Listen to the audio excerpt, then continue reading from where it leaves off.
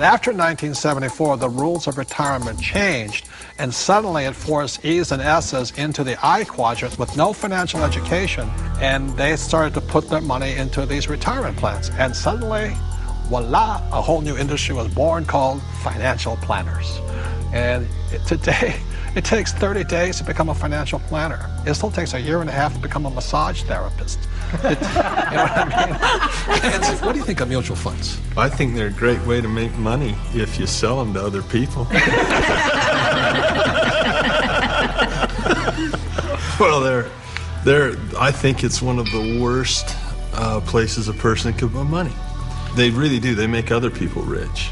You know, hidden fees, expense ratios, and you talk about the law of compound interest. Well, there's the law of compound expenses. Okay, so let me ask you this. If I say to you, invest for the long term, you know, I mean, for 30, 40 years, what do you think about that in a paper asset? You've lost control that quick. Liquidity is what paper assets are about. Your ability to sell and buy without negotiation problems. And so the moment you say, I'm going to buy this, I'm going to hold Enron, and I'm going to hold WorldCom, and I'm going to hold, GM, and I'm going to hold United Airlines, and, well, you can just go on and on. How about Pan Am? Yeah. But the moment you decide to hold that, what control do you have? None. In real estate, you can force the appreciation, paint it, carpet. You can't do that with paper. Right. Well, your only control is to sell. If you hold it forever, you're rolling the dice and saying, I hope it works out. Right. There's a lot of people say, stocks are the best way to go and don't get into real estate. There's a lot of these financial advisors. But the stocks are good for people who are not business people. You see, as entrepreneurs and real estate people, when you look at a financial statement, I personally am responsible for income, expenses, assets, liabilities. But as an investor, even in Microsoft, I have no control over income, expense, assets, and liabilities. Is that correct? All you can do is sell or hedge. That's all you can do. Well, that's right. And what makes it worse is that you take those paper assets that you don't have control over because you invest in the long term, and then you put them into our 401k, so you have even less control, because once they're in that 401k, you can't take them out.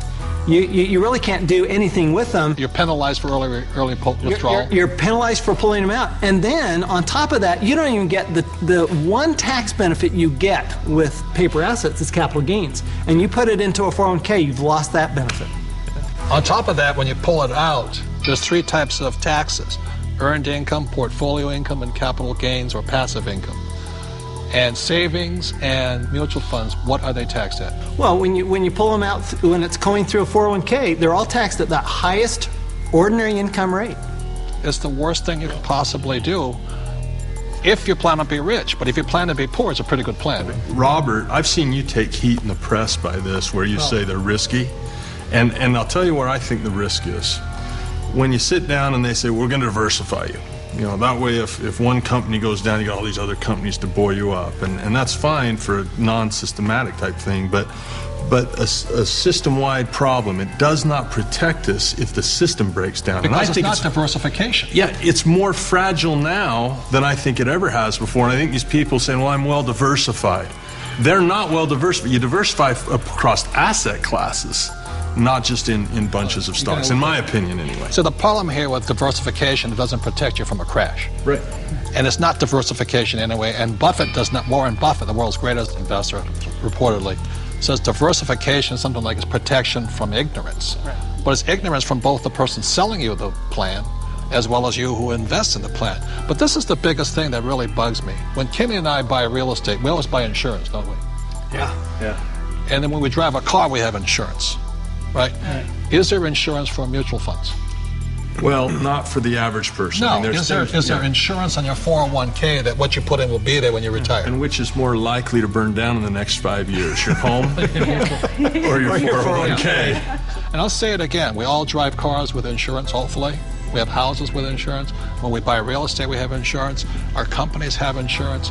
But the 401k, all these retirement plans, there's no insurance on them. So if it crashes, they lose everything, and the mutual fund companies walk away with the money. And that's a higher level of education, because most people don't know how to hedge that.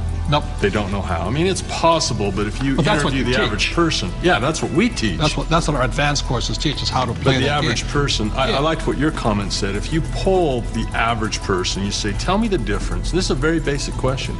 What is the difference between a defined benefit pension plan and a contribution plan Most of the people I talk to do not know that difference, and that is not a minor thing. That is a major deal. Time out. This is a very important point. See, in 1974, the rules of retirement changed. Prior to 1974, most people, like my parents, had a defined benefit pension plan. What that meant was that they received a paycheck for life. After 1974, the entire world started shifting onto a defined contribution pension plan. What you put in is all you get back. And that's why these defined contribution plans, so many people are terrified of running out of money in retirement, simply because with a defined contribution plan, you can lose everything in the market crash, or you can run out of money before you die.